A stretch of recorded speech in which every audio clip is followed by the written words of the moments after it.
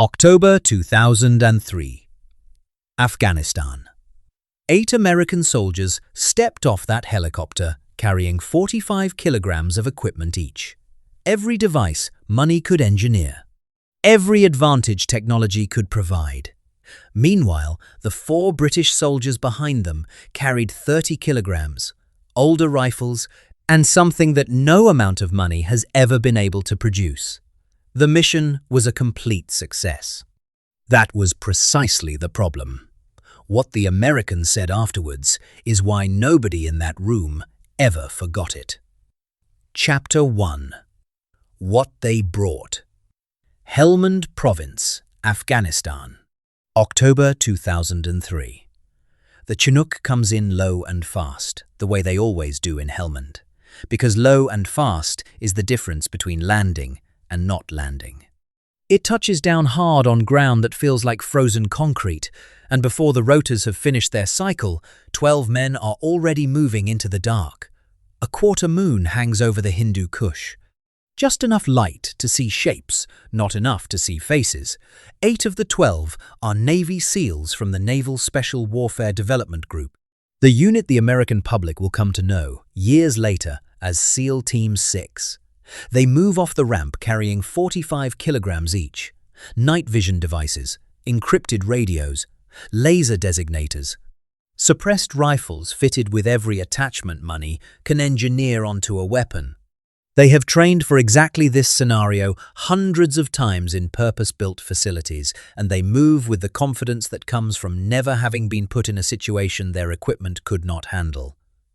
The other 4 are British. Corporal Finch steps off last. He carries, perhaps, 30 kilograms.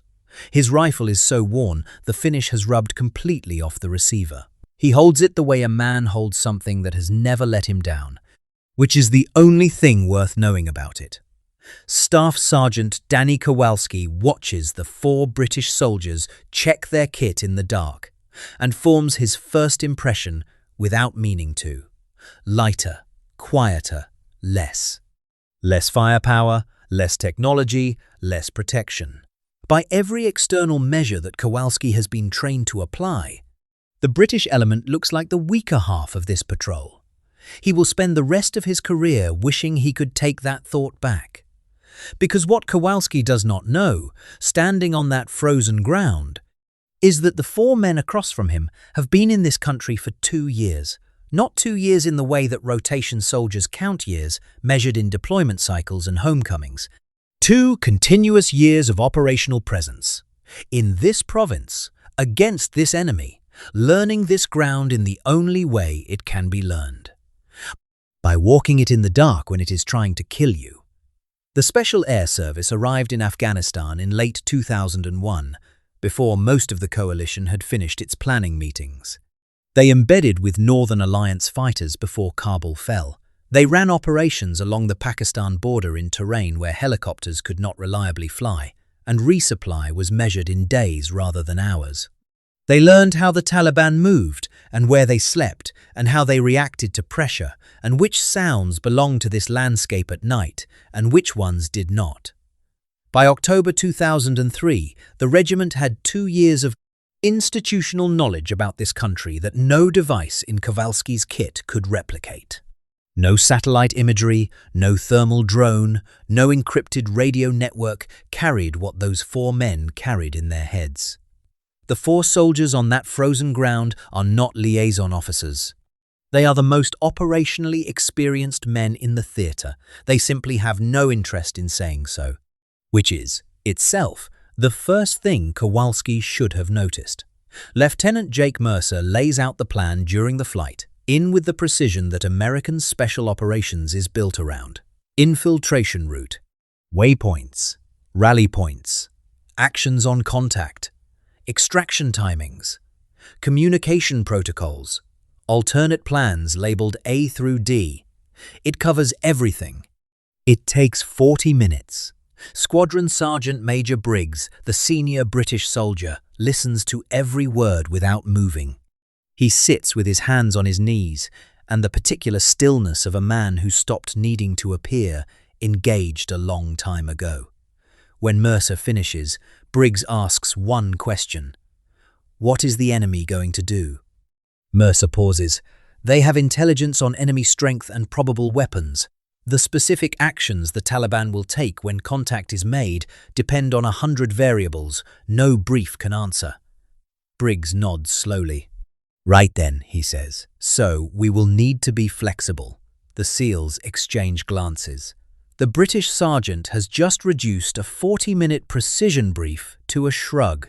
It sounds, to the Americans, like a man making peace with being underprepared. It is the most tactically intelligent thing said on the entire flight. Kowalski just does not know it yet. The patrol moves west into the dark. 20 minutes out from the landing zone, Finch does something none of the Americans expected. He stops, drops to one knee, goes prone, and lies completely still on the frozen ground, not moving, not speaking, not consulting any device on his kit. Kowalski watches from 3 men back and waits for something to happen. Nothing happens. For 90 seconds, nothing happens at all. Then Finch rises, signals the patrol forward, and walks on as if nothing occurred.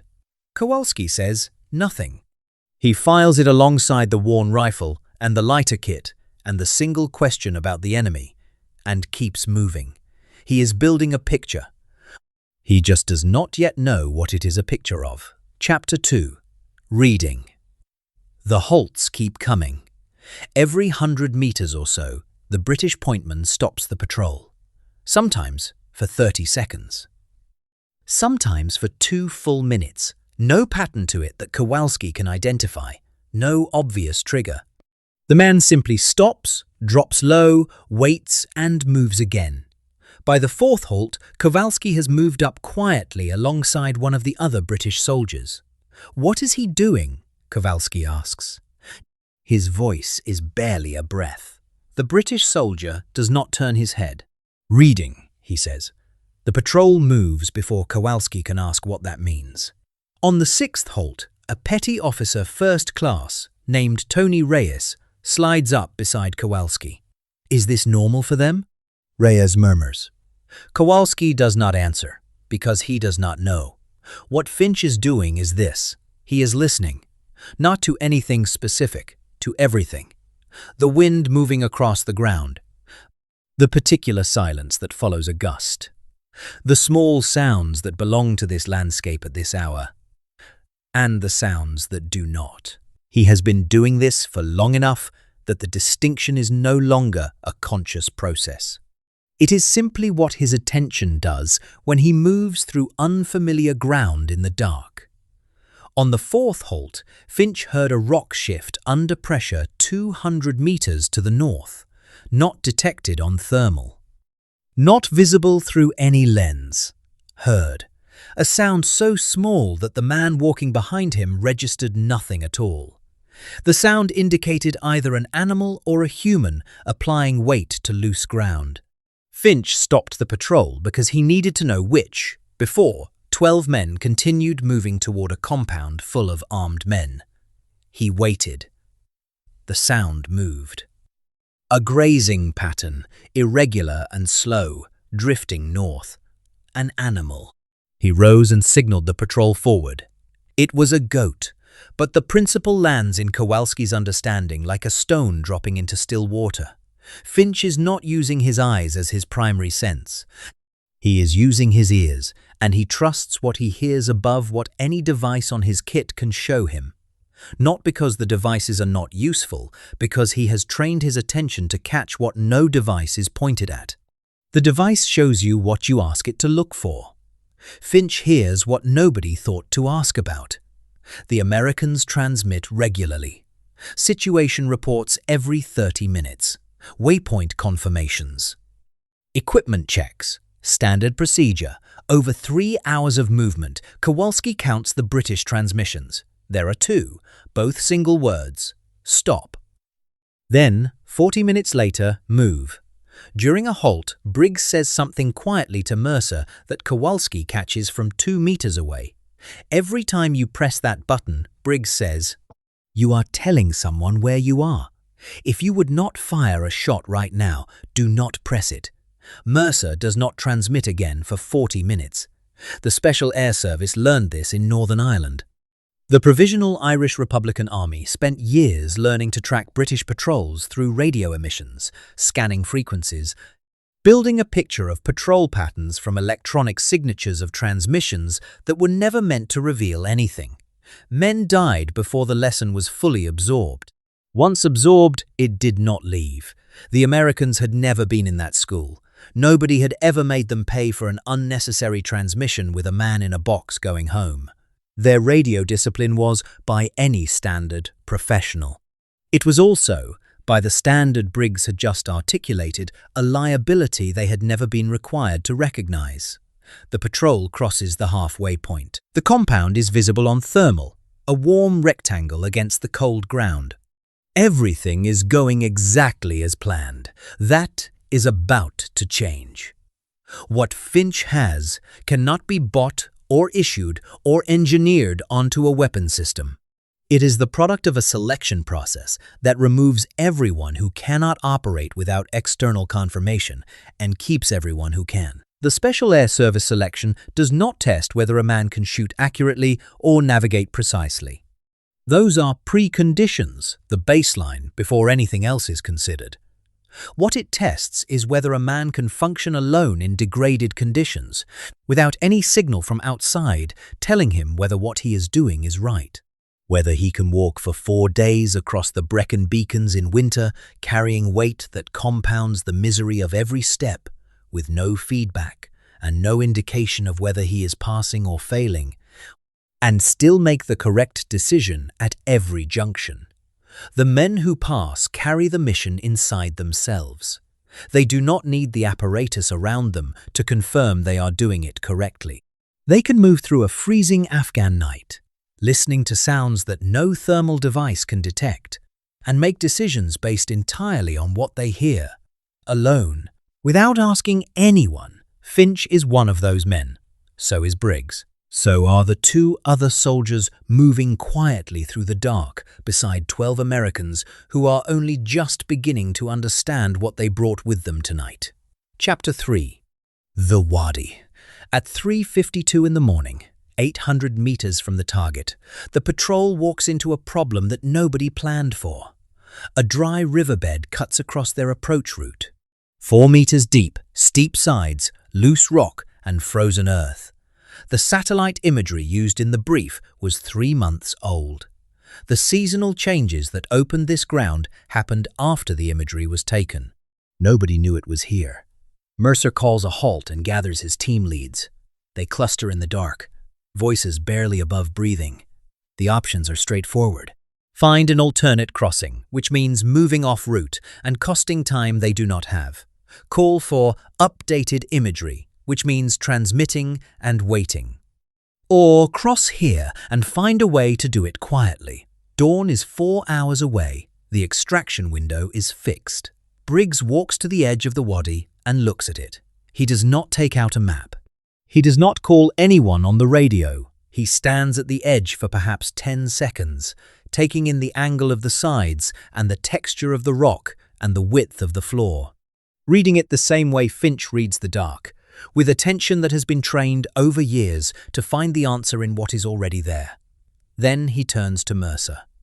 "We go through," he says. Finch goes first. He lowers himself over the edge and begins to descend. What happens next is something none of the SEALs have a training reference for. Finch moves down the near side of the wadi as if the rock face is made of something fragile. Each handhold tested before weight is applied. Each footfall placed on the outer edge of the boot first, rolling inward only after the ground has confirmed it will hold. His body distributes itself across multiple contact points at all times, so that no single movement carries enough force to shift a rock loose. It takes him 8 minutes to reach the bottom. A man moving normally would have been down in 90 seconds. At the bottom, he crosses the wadi floor in a crouch so low his knuckles nearly brush the ground. On the far side, he climbs the same way he descended. Methodical, controlled, impossibly slow. When he reaches the top, he clicks his radio once, One click. Come. The SEALs cross using the same method. Kowalski goes third. He has 45 kilograms on his back and every instinct screaming at him to move faster. Speed is what his training has always told him, closes the window of risk. Aggression, in American doctrine, is the answer to exposure. It is the wrong answer here. And somewhere in the 8 minutes it takes him to cross, feeling the ground hold under each careful footfall, Kowalski begins to understand why. He reaches the far bank and looks back at the wadi. 8 minutes, almost no sound. The compound, 200 meters ahead, still dark and still quiet. The British soldier who led them through it was not taught that crossing in a training facility in Virginia or Nevada. He was taught it in jungles and on mountains and in the streets of cities in Northern Ireland, where moving loudly meant an ambush set up on the route home. He was taught it by an institution that has been operating without the luxury of overwhelming firepower and air support and satellite imagery for 60 years and has therefore developed a quality that no amount of money can manufacture. The ability to solve the problem that is actually in front of you with what you actually have, right now, without waiting for anything. The last man reaches the far bank. Briggs moves up beside Mercer without being asked. "From here," he says quietly, "we have one more problem to solve before we go in." Mercer looks at him. The drone has a clean thermal picture. 7 signatures inside, 2 sentries in the courtyard. It looks exactly as planned. Briggs looks at the compound for a moment. "Where are the dogs?" he says. Chapter 4. The Dogs. Where are the dogs? Mercer looks at the thermal feed on the handheld screen. 7 signatures, 2 sentries, everything accounted for. No dogs. Every compound out here has dogs, Briggs says. His voice carries the flat certainty of a man stating something he learned a long time ago in a place that did not forgive mistakes. If there are none inside the walls, they are outside them. The drone had been tasked to look at the compound. It had found exactly what it had been pointed at, not what it had not been asked to look for. The dogs sleeping outside the perimeter walls were invisible to a piece of technology that cost more than most Afghan villages would earn in a decade. Not because the technology failed, but because no one had thought to ask the right question. And asking the wrong question of a device that cannot think for itself is the same, in its consequences, as having no device at all. One of the Special Air Service troopers moves forward without being asked. He circles wide to the south, disappearing into the dark. The patrol waits. 15 minutes pass in silence. He comes back. 3 fingers. North side, sleeping. 3 dogs. Against the north wall, the assault had been planned to come from the north. Shortest approach, cleanest entry angle. An assault from the north would have brought 12 men within 5 meters of 3 sleeping dogs before anyone reached the wall. Nobody speaks for a moment. The dogs would have woken. They would have barked. Every person inside that compound would have been on their feet and reaching for their weapons before the breach team touched the door. The entire operation, precise and professional up to this moment, would have unraveled before it began. The assault has to come from the south. Mercer reaches for his radio. Briggs puts a hand on his arm. Not forcefully, just a placement. "No need," Briggs says quietly. "We know what we are doing." Mercer looks at him for a moment. Then he lowers the radio. "What follows takes 20 minutes. The entire force repositions in the dark without a single transmission, without going back to anyone for approval, without waiting for a confirmation that would take time they do not have from someone who is not standing on this ground and cannot see what Briggs can see. This is not improvisation. This is the Special Air Service operating exactly as it was built to operate. 15 years of training in an institution that sends men where there is no operations center to call, no confirmation coming, no external authority to defer to. In those environments, the patrol is the entire decision-making apparatus. The correct call made immediately by the man on the ground is worth more than the correct call made 5 minutes later by someone with a fuller picture 40 kilometers away. Briggs identified the problem, adjusted the plan, and moved the force in the time it would have taken a radio call to connect. The compound ahead is still dark. The dogs on the north side are still sleeping. Finch looks at Briggs. A single nod. Finch starts to move. Chapter 5. 90 seconds. 150 meters of open ground between the observation point and the south wall of the compound. No cover. No dead ground. No feature in the landscape that would hide a man or break his outline against the pre-dawn sky. Just flat, frozen earth and a moon that is still giving enough light to be dangerous. Finch covers it in 38 minutes. He is not crawling. He is walking. But each step takes between 5 and 7 seconds to complete. His body stays low, knees bent, weight moving from heel to toe in increments so small they are almost imperceptible. Every few steps he stops, not to check his surroundings, to let his presence dissolve back into the landscape before the next step carries him forward. A man in stillness becomes part of the ground.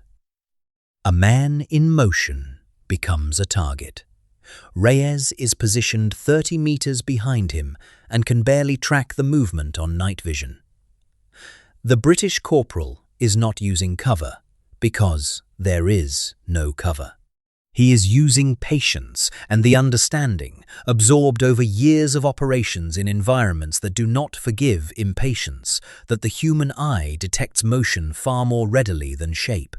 The Afghan fighter sleeping light in the north building, the one who has survived long enough to be sleeping alongside a commander worth targeting, will not wake to a shape against the wall. He will wake to movement. And Finch is not moving in any way that registers as movement at all.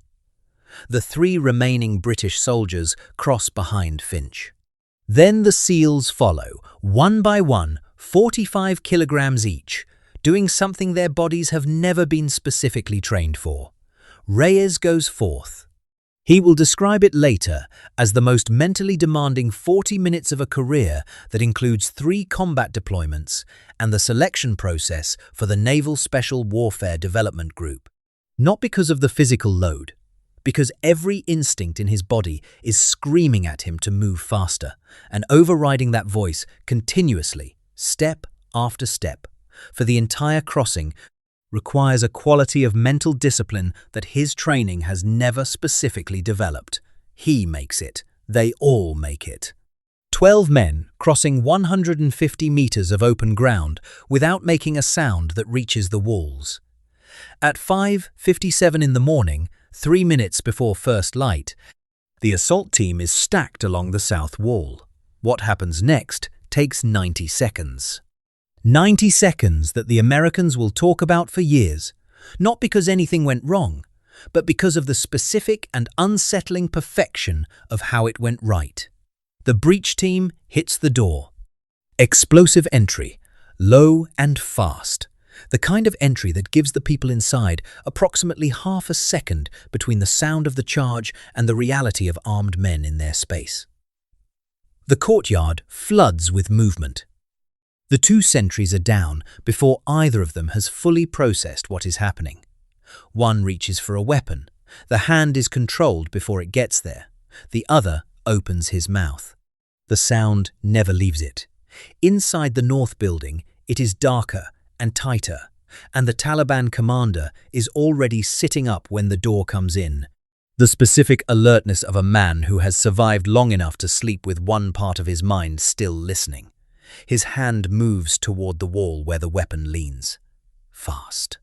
The reflexive reach of a man who has done it many times. Finch is faster.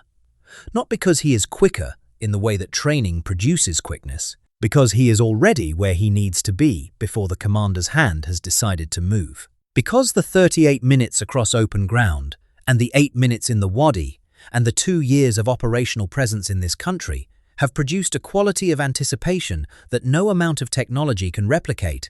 He knows what is about to happen before it happens because he has learned in the most demanding school available, to read the ground and the people on it with the same attention he gives to the sounds in the dark.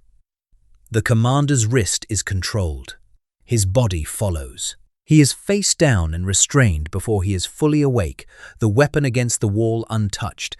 The intelligence value of the operation completely intact because nobody fired when they did not need to fire. 6 shots in total, all suppressed. The sound carries no further than the compound walls. No American casualties. No British casualties. Target secured. Intelligence materials collected. 90 seconds. The extraction helicopter arrives at 6:15 precisely on schedule. The 12 men load without a word, the rotors pulling them up into the pre-dawn sky and away from the compound and the dark that has held them for the past 4 hours. Mercer sits beside Briggs on the flight back. He has to shout over the rotor noise. "That was the quietest operation I have ever been on," Mercer says. Briggs looks at him for a moment. His expression does not change. He says 4 words. "Loud gets you killed." He turns back to face forward. In the seat behind them, Kowalski stares at the floor of the helicopter. He is thinking about the worn rifle, the lighter kit, the single question about the enemy. The way Finch stopped and listened in the dark and heard a goat 200 meters away that no thermal sensor had detected. The wadi crossed in 8 minutes of controlled silence. The dogs that the drone had missed. The commander's hand that never reached the wall. He is thinking about the thought he had on the landing zone, standing across from 4 British soldiers with older gear and lighter loads. Less, he had thought. He knows now what that thought was worth. This is what the American assessment of the Special Air Service had always missed. Not the courage, not the willingness to close with the enemy. The Americans had those qualities in abundance, and nobody watching that wadi crossing or that assault would have questioned them. What the assessment missed was the quality that produced Finch's movement across that open ground. The quality that made him faster than the commander's hand, even though nothing about his approach had been fast.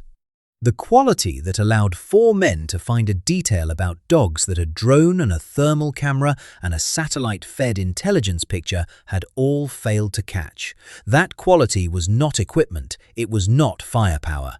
It was not the product of a training pipeline, however demanding. It was the product of a selection process that had spent 60 years finding the specific kind of person who could carry the mission inside themselves when everything around them had stripped away, and then building that person into something that no amount of money had ever successfully replicated. The Americans on that helicopter were good soldiers. Kowalski knew that. But good, he was beginning to understand, was a word that described a floor, not a ceiling, and somewhere above that floor, in a narrower band that most military systems never reached and fewer still produced consistently, was the quality that Finch had just displayed on 150 meters of frozen Afghan ground. Kowalski did not yet have a word for it. He would spend the next several years looking for one.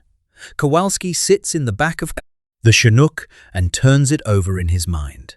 The worn rifle. The lighter kit.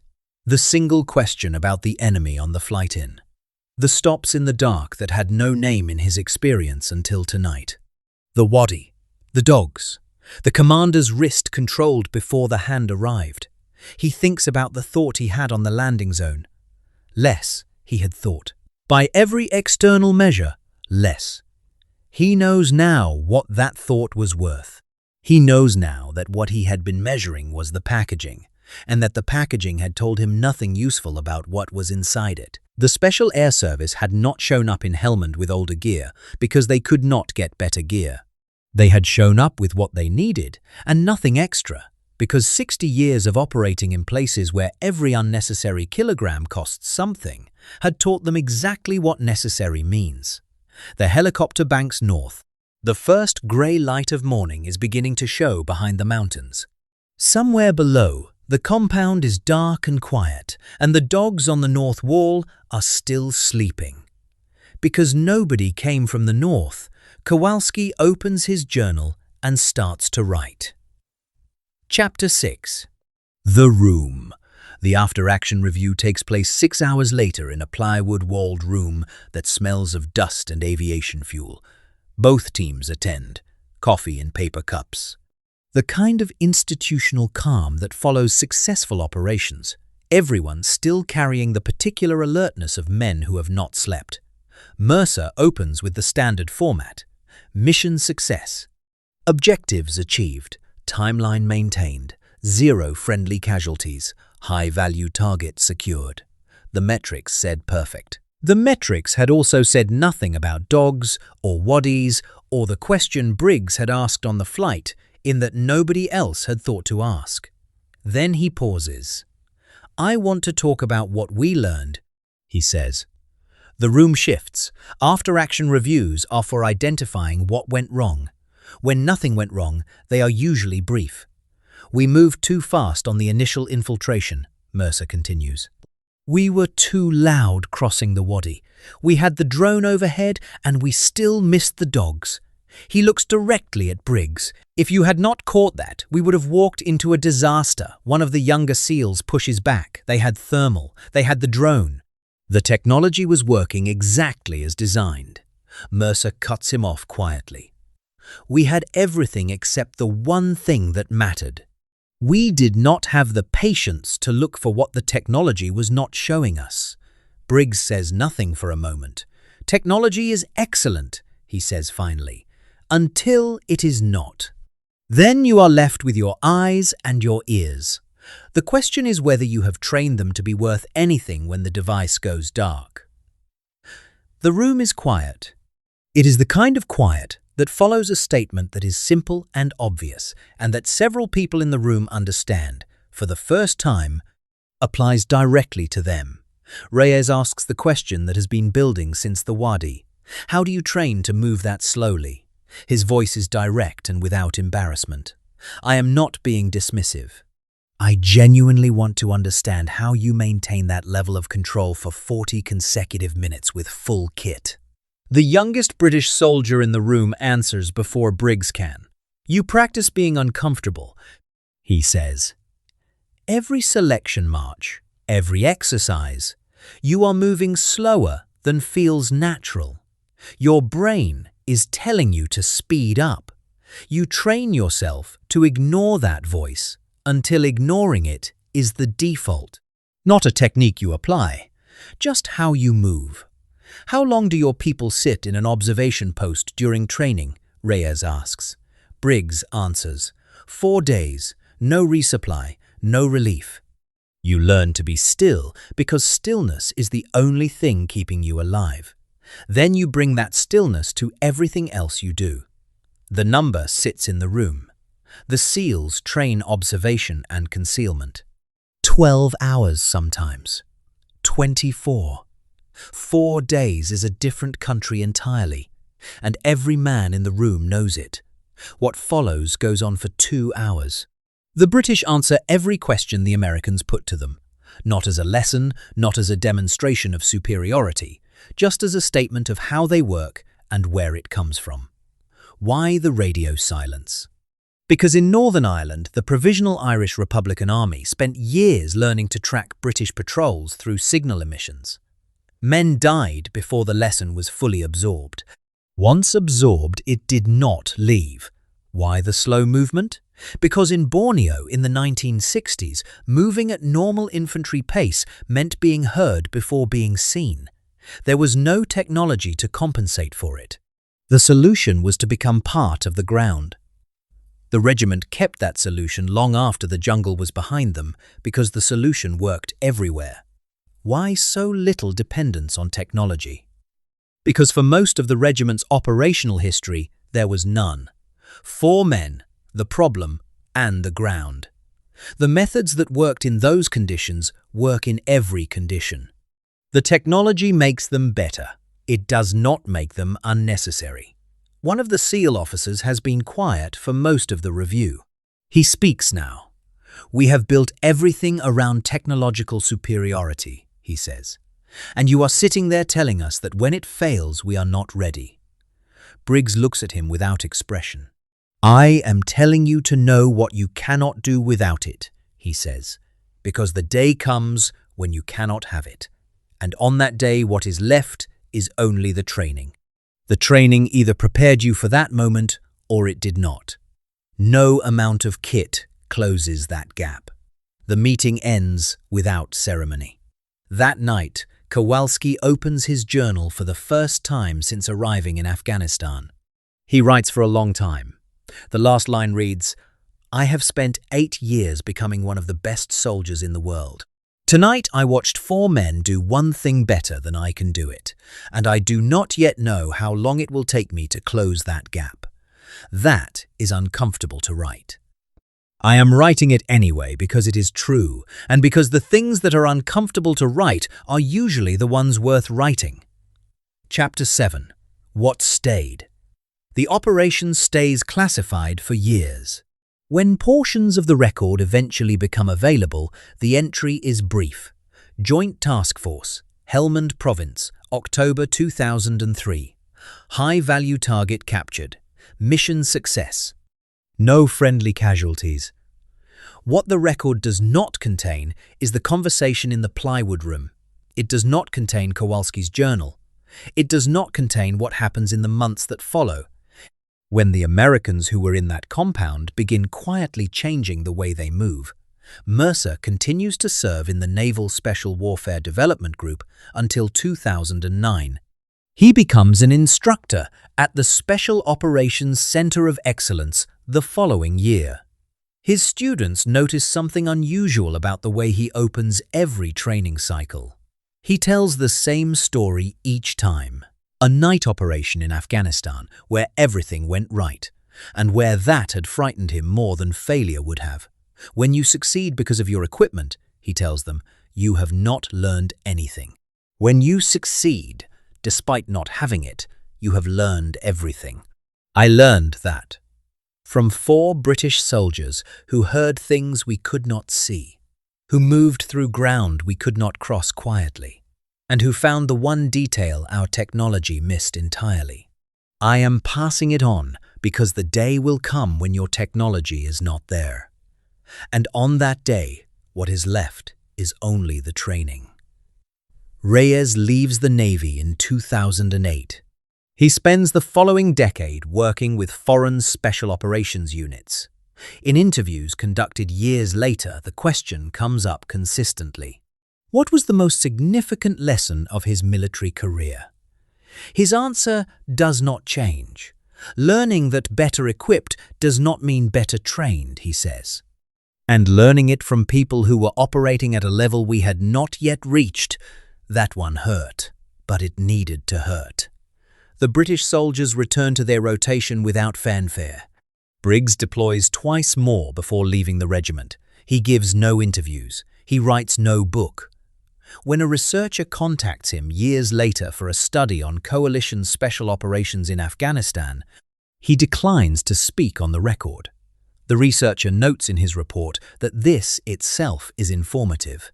The Americans speak about it, they write about it, they teach it. They build it into doctrine and training programs and opening lectures and performance reviews. The night in Helmand becomes a story they tell because it changed them and they want it to change others.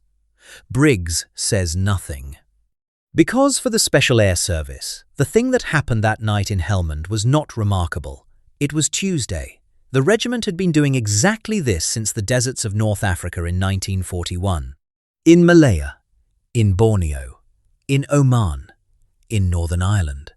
In every theatre where Britain needed a small number of men to do something quietly and completely and without anyone knowing they were there, the Special Air Service had shown up with worn kit and light loads and the accumulated weight of 60 years of hard-learned methods and had done the work. What the Americans brought to Helmand was equipment. What the British brought was something that no equipment has ever replaced, not because the British military had more resources or more investment or a better support system, because it had less. Because for 60 years it had been sending men into places where there was no support system, no technology to fall back on, no air assets on call. And the 4 men in the patrol were all there was. That is where the patience comes from. That is where the stillness comes from. That is where Finch learnt to hear a goat 200 meters away in the dark and know that it was not a man. Not from a facility in Virginia. Not from a piece of equipment. From the long and unforgiving education of being sent to do difficult things with insufficient resources and being expected to come back with the mission complete, Kowalski retires in 2012. His final performance review notes that he contributed more to the development of movement and concealment doctrine in the Naval Special Warfare Development Group than any non-commissioned officer of his generation. The review does not mention Helmand Province. It does not mention Corporal Finch, or a question about dogs, or a wadi crossed in 8 minutes of silence. Some lessons do not appear in official records. They appear in how people move. Stand firm. Strike hard.